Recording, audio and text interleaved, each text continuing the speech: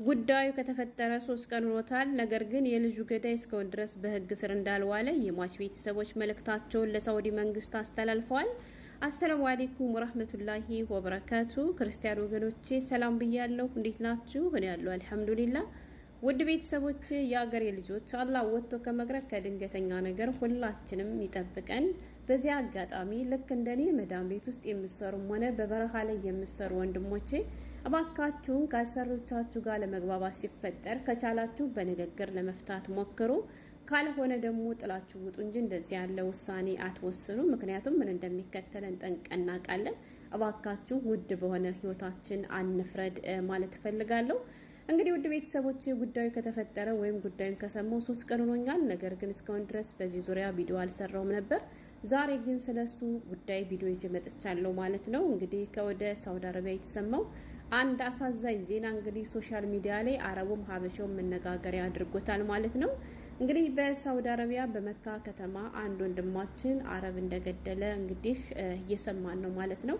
ከዚህም ጋር ተያይዞ በጣም ብዙ ነገር እየተባለ ነው። በመጀመሪያ ግን ማለት የምፈልገው ወንድም እህቶቼ በሳውዲ የምትገኙ ራሳችሁን ጠብቁ። ምክንያቱም አሁን እነሱ ስሜታዊ ስለሆኑ ምንም ነገር ከማድረግ የሚያግዳቸው ነገር የለም ማለት ነው። ስለዚህ ራሳችሁን ጠብቁ ማለት እፈልጋለሁ።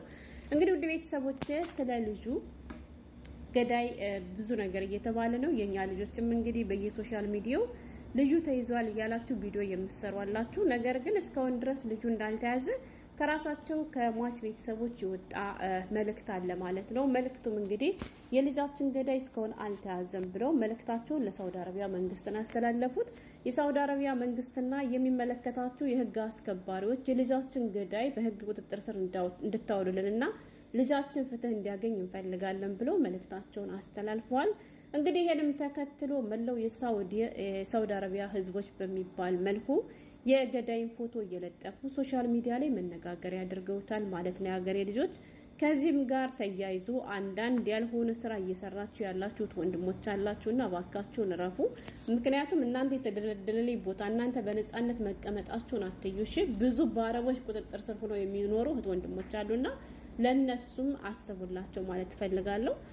እውነት ለመናገር የተፈጠረው ነገር በጣም ያሳዝናል።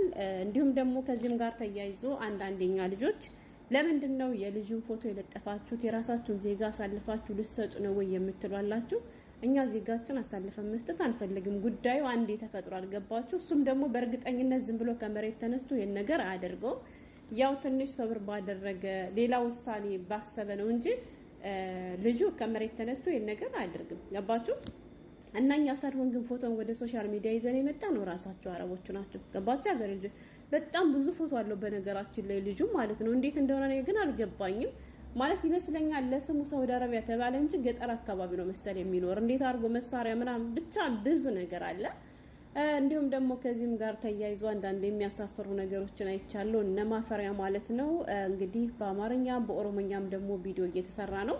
እሱም ምንድነው ልጁ ገዳዩ የአማራ ተወላጅ ነው፣ ልጁ ገዳዩ የከሚሴ ኦሮሞ ነው። እልም ያድርጋችሁ። እንዲሁ ቢያንስ እንደው ከዚህ እንኳን አትማሩ። እስኪ አሁን ልጁ ተጽፏል፣ አረቦቹ ጽፏል፣ ንገሩኝ እስኪ። ይሄ ከሚሴ ኦሮሞ ነው፣ ይሄ አማራ ነው ብሎ ጽፏል። እናንተ ማፈሪያዎች ሁሌም ቢሆን እንደምንላችሁ ማለት ነው የሀገሬ ልጆች፣ አንድ ያልሆነ ስራ ከሰራን በስደት ላይ እስካለን ድረስ የከሌ ዘር የከሌ ልጅ አንባልም፣ ኢትዮጵያዊ በመባል ነው የምንጠራው። እነሱ ኢትዮጵያዊ ብሎ እየጠሩ እናንተ ግን አሁንም ደግሞ ይሄ ነገር አሳስቧችሁ ወይም ይሄን ነገር ደግሞ እንትን ማለት ፈልጋችሁ ኦሮሞ አማራ ስትሉ ግን አታፍሩ። ወላሂ ያሳፍራል የሀገሬ ልጆች። ከዚህም ጋር ተያይዞ ያየሁት ሌላኛው ደግሞ አሳፋሪ ወይም ነውር ነገር ልንገራችሁ።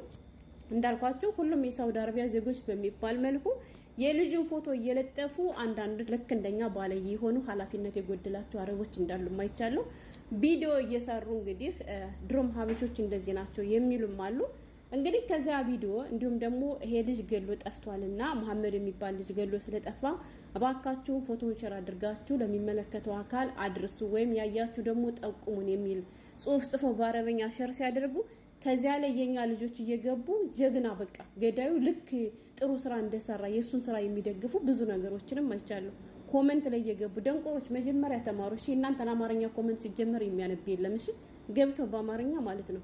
የኢትዮጵያ ወንድ እኮ ጀግና ነው፣ ጀግናን ማን ይነካዋል? እሰይ ጎበዝ አደረገ፣ ጥሩ አደረገ። አንዳንድ እንግሊዘኛ የሚሞነጭሩ ጉድ ቦይስ መድሩሹ አታፍሩም? ያገሬ ልጆች ይሄ እኮ የሚያሳፍር እንጂ የሚያስደንቅ ነገር እኮ አይደለም። አካብዳችሁት ንገሩኝ ወይ ማለት ነው። እናንተ መግደል ብርቅ የሆነባችሁ ብርቄዎች ማለት ነው። በጣም ነው የምታሳፍሩት ወላይ። ጦር ሜዳ ገጥሞ ድል አድርጎ የተመለሰ መሰላችሁ እንዴ? አላማ ቢሶች ሲጀመር ሰው የሚገል እኮ አላማ የሌለው ነው። አላማ ያለው ሰው አይገልም። ገባችሁ? አላማውን ነው ቅድሚያ የሚያስቀድም ማለት ነው። ግን እናንተ በጣም ታሳፍራላችሁ ወላይ።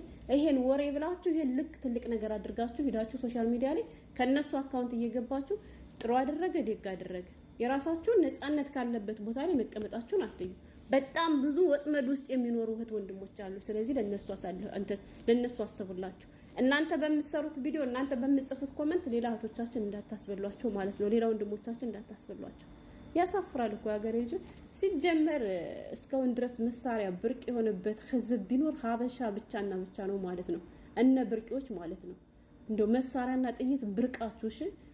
ሰው ሊሰራ ሰው ሊለወጥ ተሰዱ ራሱ ልክ እንደሌላ ጀብድ መስንዶ ንገሩኝ አትበሉ። በዚህ አጋጣሚ ማለት ነው እስኪ እዩዋቸው ጀግኖችን ማለት ነው። የተማሩትን እዩዋቸው ማለት ነው። መሳሪያ የሚፈቀድለት የህግ አስከባሪዎች ብቻና ብቻ እንጂ ሀታ ራሳቸው እንኳን እነሱ ማለት ነው ሾርጣ ሆነው እንኳን ሚኒሻ ሆነው እንኳን ቤታቸው ውስጥ መሳሪያ ያስቀምጡ ማረቦቹ ማለት ነው። የኔ ሰውዬ ጀሽ ነው ወላይ ግን መሳሪያ የለውም ማለት ነው። አያችሁ የኛስ ብርቂዎች ማለት ነው። ለነገሩ ለአንዳንዶቻችሁ እንጂ ለብዙዎቻችን መሳሪያ ብርቅ አይደለም። እኛ ገና ሳንወለድ ጀምሮ ማለት ነው ከአባታችን ከምኝቶ ከትራስ ነው የሚቀመጠው ማለት ነው። እናታችን ደግሞ እኛን ስትወልድ አላደል የገጠር ሰው አንዳንዴ በሰፊው ሽርክ ይሰራልና ይጠብቃል እየተባለ ትራሳችን ላይ ነው እየተቀመጠ ያደግነው ማለት ነው። ተጋድሞ የሚውለው ተጋድሞ የማድረው። ስለዚህ ለአንዳንድ ብርቂዎች ነው ብርቅ የሚሆንባቸው መሳሪያ መሸከም ተኩሶ መግደል ምናምን። ግን ይሄ ያሳፍራል እንጂ የሚያኮራ አይደለም። ማፈሪያዎች በአገራችን የምታደርጉን ነገር አልበቃችሁ ብሎ ጭራሽ ደግሞ ስደት ላይ ወጣችሁ ይሄን የምታደርጉ ወይም ደግሞ ይሄን ያደረገ ሰው ልክ ጀግንነት እንደሰራ አድርጋችሁ የምታወሩ ታሳፍራላችሁ ማለት ነው። ታስታውሳላችሁ? 1 አመት ይሆናል መሰለኝ አንዲት ልጅ ከጎጃም ከመራይ ከተማ ሸቱ ጋር ቀርባ አንድ ደስ ያለኝን ነገር ልናገር ብላ ተናገሪ ስላት ደስ የሚለው ነገር አዲስ አበባ ላይ የመኪና ድምጽ እንጂ የተኩስ ድምጽ የለም ብላ ተናገረችው። ምን ያክል ልቧ እንደተሰበረ አስባችሁታል? የሚኖሩበት ማለት ነው። ስለዚህ በአገራችን የምታባሉን አልበቃ ብሏችሁ በሰው ሀገር ደግሞ ወንጀል የሚሰራን ሰው እንትን አትበሉ ማለት ነው። አትተባበሩ ወይም ደግሞ እንደሌላ ነገር አታሞግሱ። ዛሬ እሱን ስታሞግሱ እያዩ ነው፣ ነገም ደግሞ ሌላኛው ተነስቶ ይደግመዋል። እኛ መስራት እንፈልጋለን። ብዙ አንገታቸውን ደፍተው የሚሰሩ ሰዎች አሉ። ስለዚህ ለነሱ እንቅፋት አንሁን። ልጁ በርግጥ አንዴ እንግዲህ ተፈጥሯል። ካመለጠም ሰየው፣ ካላመለጠም ደግሞ እንግዲህ የእጁን ያገኛል። ያው ሳውዲ አረቢያ ላይ በሙስሊም ሀገራት ሲጀመር አንድ ሰው ካጠፋ ይጠፋል። ይሄ የታወቀ ነገር ነው። ግን እስካሁን ድረስ ተያዘ የምትሉት አልተያዘም። ሌላኛው ደግሞ በየኮመንቱ እየገባችሁ ጥሩ ነገር እንዳደረገ አድርጋችሁ የራሳችሁን ዜጋ ከፍ እያደረጋችሁ እነሱን የምታንቋሽሹ ረፉ። ጥሩ አይደለም ማለት ነው የምፈልገው። የሚያሳፍር ድርጊት እኮ ነው ያገሬ ልጆች። ግን እንዳልኳችሁ እሱ ከመሬት ተነስቶ ይሄን ነገር አያደርገውም። ስላማማቱ ስላገዳደሉ በጣም ብዙ ነገር እየተባለ ነው። ግማሹ በሴት ነው ይላል፣ ግማሹ በገንዘብ ነው ይላል፣ ግማሹ ደግሞ ዝን አልሰጠው ብሎ ነው። ብቻ የልጅየው ሁኔታ በጣም ብዙ ጥያቄዎችን እያስነሳ ነው። ልጁ ሳውዲ አረቢያ ላይ እየኖረ እንዴት መሳሪያስ ሊይዝ ቻለ የሚል ብዙ ነገሮች እየተነሱ ነው። እንግዲህ በሱ በእርግጠኝነት ሲረጋጉ ራሳቸው ምላሽ የሚሰጡ ይሆናል። የሚወጣው መግለጫ አይተን ደግሞ ከዚያ በኋላ ብናወራ ይቻላል እንጂ ከመሬት ተነስተን ይሄ ነበር እንዲነበር ብለን ማውራት እኛ አንችልም። ለምን አላየንም፣ አልሰማንም። ስንሰማ ነው ማውራት የምንችለውና ብቻ ከባድ ነው። ለማንኛውም ራሳችሁን ጠብቁ።